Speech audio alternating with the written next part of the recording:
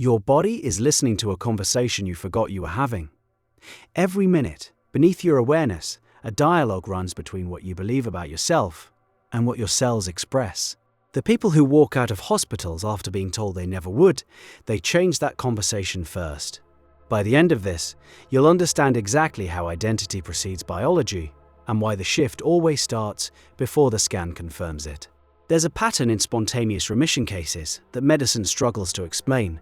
The tumor shrinks, the autoimmune markers vanish, the nerve function returns. And when researchers interview the person afterward, the timeline rarely starts with a new treatment or a breakthrough drug. It starts with a moment, sometimes quiet, sometimes violent in its clarity, where the person stopped being someone who was dying and became someone who was already whole. Dr. Joe Dispenza spent years collecting these cases, thousands of them, and the consistency is almost eerie. The person doesn't describe fighting the illness harder, they describe releasing the identity that was organized around the illness. They stopped rehearsing the diagnosis in their mind. They stopped introducing themselves, even silently, as the person with cancer, with a condition, with a prognosis. Something cracked open, and through that crack, a different self walked in. Neville Goddard taught this principle decades before the medical files started piling up. He called it dying daily. The act of letting the old self fall away so completely that the new assumption has nothing left to compete with. When he said illness was an expression of consciousness, he meant it literally. The body, in his framework, is the outer garment of the inner state. Change the state, and the garment reshapes itself around the new wearer. But here's where most people stall. They hear change your belief, and they try to paste a positive thought on top of a terrified identity. That's decoration. The identity underneath keeps humming its old frequency. You can affirm health 1,000 times a day, and if the person saying those affirmations still feels like a sick person hoping to get better, the words dissolve before they reach anything that matters. So what makes the real shift different from the performance of one? The people who actually heal describe something closer to surrender than effort, a moment where the exhaustion of maintaining the old story becomes greater than the fear of releasing it. One woman, diagnosed with stage 4 lymphoma, described it as waking up one morning and realizing she was tired of being the woman with cancer. The identity had become heavier than the disease itself, she said. I didn't decide to heal. I decided I was done being her. Within 3 weeks, her blood work confused her oncologist. That distinction matters more than any technique. Deciding to heal still positions you as the sick person, reaching for health. Deciding you're done being the sick person collapses the distance entirely. You stop reaching. You arrive.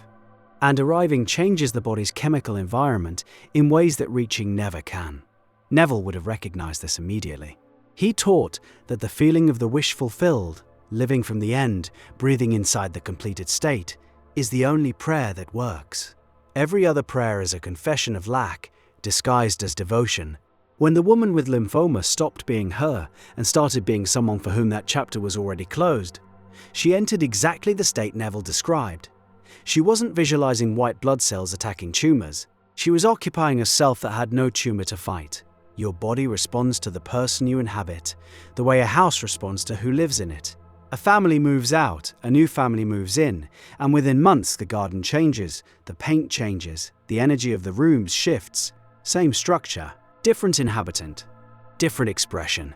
Your organs, your immune response, your hormonal cascade, they're all taking cues from the resident. And you get to choose who moves in. The challenge, though, is that most people have been the same resident for so long that the identity feels like a fact rather than a choice. I'm the person with chronic pain stops sounding like a story and starts sounding like a diagnosis, a verdict, a permanent address. The mental diet required to loosen that grip is genuinely difficult. Every morning you wake up and the old self is already dressed, already seated at the table, already narrating the day before you've opened your eyes. Evicting that resident takes more than one good meditation session.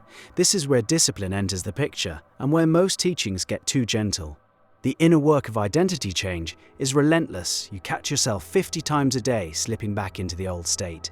You feel a symptom and the old story lunges forward with its familiar script. See? Still here.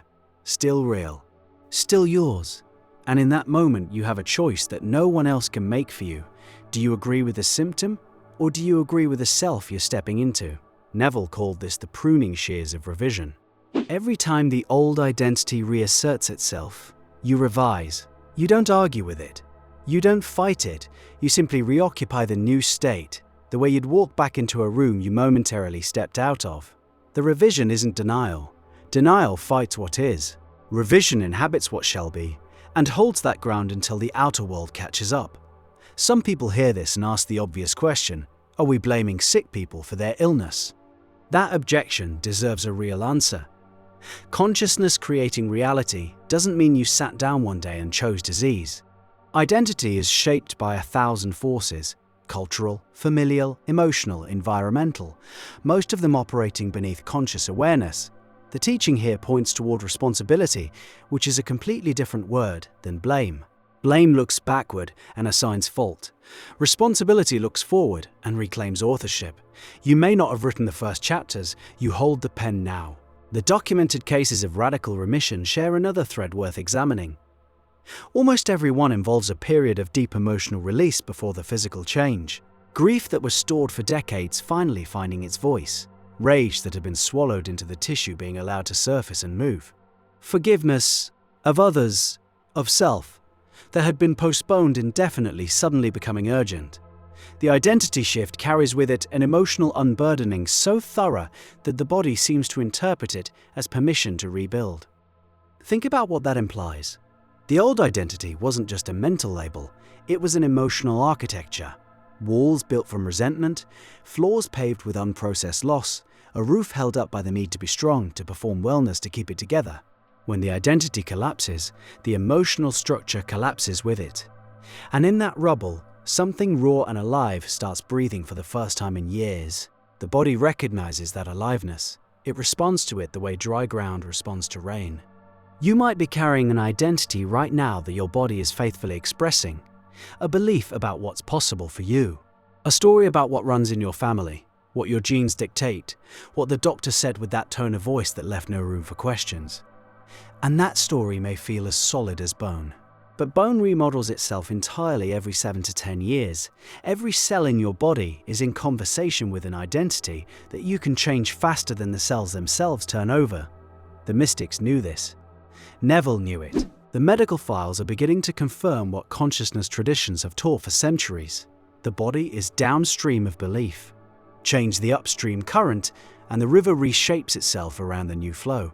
The people who healed from impossible diagnoses didn't access a secret treatment. They accessed a secret self, one that had been available all along, waiting beneath the weight of the old story, like a spring buried under rock. Your assignment, if you're willing to take it seriously, is specific and uncomfortable. For the next 7 days, catch every moment you identify as the person with your condition. Every internal sentence that begins with my illness, my pain, my diagnosis. And each time, without force, without drama, gently reoccupy the state of the person you'd be if the healing were already complete. Feel their posture. Breathe their breath. Let their calm settle into your chest, even for 10 seconds. 10 seconds of genuine occupation is worth more than an hour of hopeful repetition. Because those 10 seconds aren't about convincing yourself, they're about remembering a version of you that the old identity buried. And remembering in this context is the most creative act a human being can perform, because you're remembering something that hasn't happened yet, and your body can't tell the difference. The woman with lymphoma is gardening now. Her scans have been clear for years. She doesn't talk about the healing as something that happened to her. She talks about it as someone she became. The distinction sounds subtle until you live it, then it sounds like the only thing that ever mattered. Your body is still listening. The question is, who's doing the talking?